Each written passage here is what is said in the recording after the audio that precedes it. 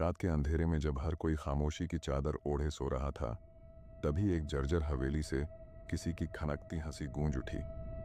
वह हंसी किसी इंसान की नहीं, बल्कि एक ऐसे अस्तित्व की थी जो सदियों से इस दुनिया और परलोक के बीच भटक रहा था। और उसी हंसी ने एक मासूम लड़की के दिल में अजीब सी हलचल पैदा कर दी। यह एक ऐसी प्रेम कहानी की शुरुआत थी जो इंसान और परलोक के नियमों को तोड़ने वाली थी।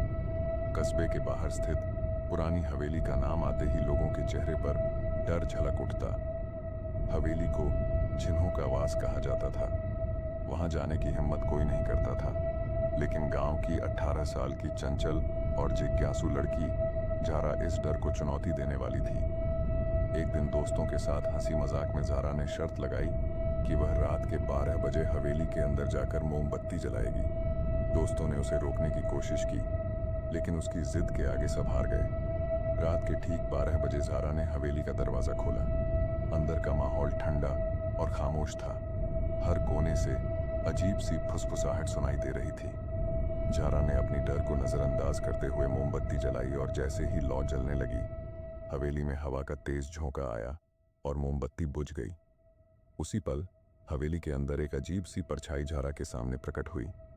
ये परछाई धीरे धीरे एक जवान, खूबसूरत मगर खतरनाक शख्सियत का रूप लेती गई। उसकी आंखों में लाल चमक और चेहरा रहस्यमय था। कौन हो तुम? जारा ने डरते हुए पूछा।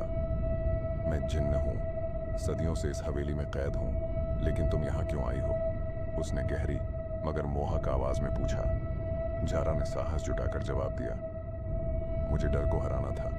मैंने सुना था यहां कोई जिन्न रहता है, मगर तुम डरावने नहीं लगते। उस जिन्न की आंखों में पहली बार किसी इंसानी मासूमियत को देखने की चमक आई। उसने मुस्कुराते हुए कहा, डरावना नहीं लग रहा, यह तुम्हारी बहादुरी है। उस रात के बाद जारा को उस हवेली की ओर खिंचाव सा महसूस होने लगा। वह बार बार वहां जाने लगी। हर बार जिन्न से उसकी बातचीत लंबी होने लगी। जिन्न का नाम जेरियन था। उसने जारा को बताया कि वह एक श्राप के कारण इस हवेली में कैद है और उसकी रिहाई असंभव है। धीरे धीरे दोनों के बीच एक अनकहा रिश्ता बनने लगा। जारा ने अपने दिल में एक ऐसी भावना महसूस की जो उसने पहले कभी नहीं की थी। जेरियन भी अपने कड़वे और अंधेरे भूतकाल को भूलकर जारा की मुस्कान में खोने लगा।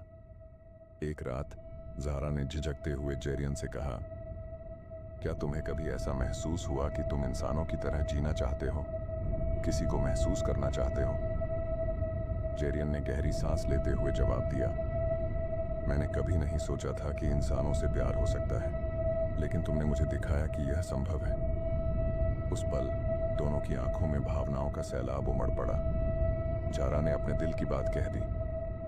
जेरियन, मैं तुमसे प्यार करती हूं। तुम्हारी कैद तोड़ने का कोई तरीका होगा, हम साथ हो सकते हैं। जेरियन को पता था कि यह रिश्ता इस दुनिया के नियमों के खिलाफ है, लेकिन वह जारा की सच्चाई से दूर नहीं भाग सकता था।